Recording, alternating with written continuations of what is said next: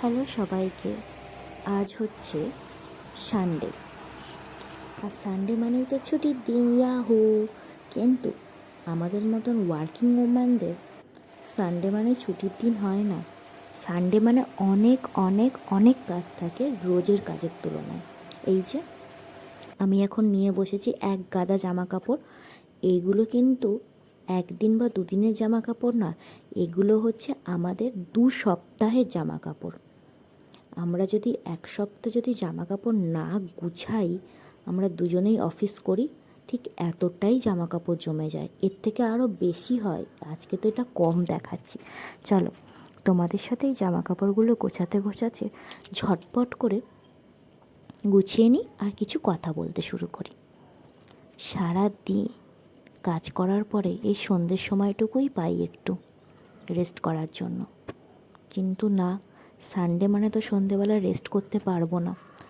Office থাকলে অন্যান্য দিন তবু মাঝে মধ্যে একটু রেস্ট পাওয়া যায়, কিন্তু সানডের দিনে একদমই না।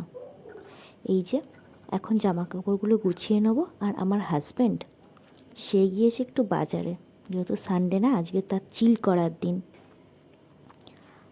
এত গরম পড়েছে, একটু তো জল খেতেই হবে, নাহলে শরীর ভীষণ ডিহাইড্রেট হয়ে যাবে। আর এই দেখুন আমাদের আলমারির অবস্থা দেখুন, যেটা অলরেডি ভরে গিয়েছে। আর একটাও আলমারি আছে, এটা পুরো প্যাকড আপ। এটাতে কিছুটা স্পেস আছে, সেই স্পেসটার মধ্যে একটু রাখছি।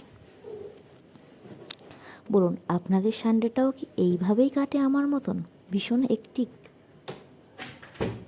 আমার কিন্তু ভীষণ ভীষণ হেক্টিকের মধ্যে কাটে সানডেটা।